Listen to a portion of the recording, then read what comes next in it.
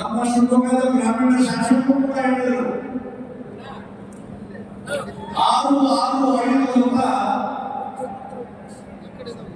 ಖಾಸಗಿ ಪಂಚಾಯತಿಯ ನಿರ್ಣಯವನ್ನು ಮಾಡಿದರು.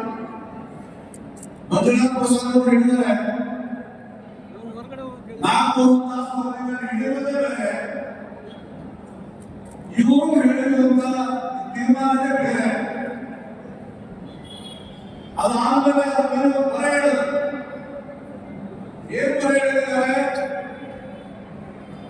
ಹೊಸ ರೋಸ್ಟರ್ ಪದ್ಧತಿಯನ್ನು ಜಾರಿ ತಂದಿದ್ದಾರೆ. ಎಬಿಸಿಗೆ ರೋಸ್ಟರ್ ಪದ್ಧತಿಯನ್ನು ಜಾರಿ ತಂದಿದ್ದಾರೆ. ಇದನ್ನ ನಾವು ತೀವ್ರ ವಿರೋಧ ಮಾಡೋದಕ್ಕೋಸ್ಕರ ನಡೆಸಿದ್ದೇವೆ. ಉದಾಹರಣೆಗೆ ಹೇಳುವುದಾದ್ರೆ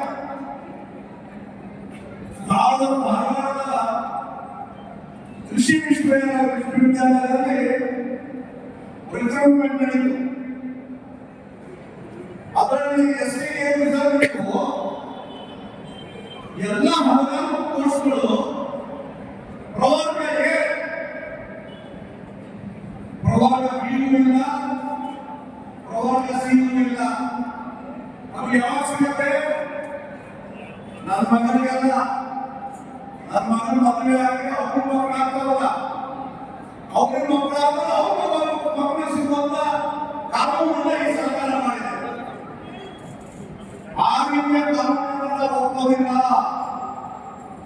ಬ್ಯಾಂಕ್ಗಳಲ್ಲಿ ರಿಕ್ರೂಟ್ಮೆಂಟ್ ಆಗಿದೆ, ಅದರಲ್ಲಿ ಪ್ರವರ್ಗಕ್ಕೆ ಇದು ಯಾವುದೋ ಹುನ್ನಾರ ಹೊರಟಿದಾರಲ್ಲ, ನಮ್ಮವ್ರಿಗೆ ಕಾಪಿಸಿಕೊಂಡ ಕೆಲಸವನ್ನು ಮಾಡ್ತಾ ಇದ್ದಾರೆ. ಉಡಾಯಿಸಲಾಗಿದೆ. ಅದರ ವಿರುದ್ಧ ನಾವು ನಿರ್ಣಯವನ್ನು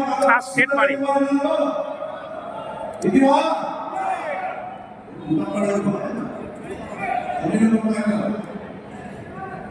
ಎಲ್ಲ ನಡೆಯುತ್ತೀರಾ? ನಾನು ಒಂದೇ ನಿರ್ಣಯವನ್ನು ಹೋಗ್ತೇನೆ. ಇದಕ್ಕೆ ಸಹಮತಗಳು ಆಮೇಲೆ ಜೈ ಭೀಮ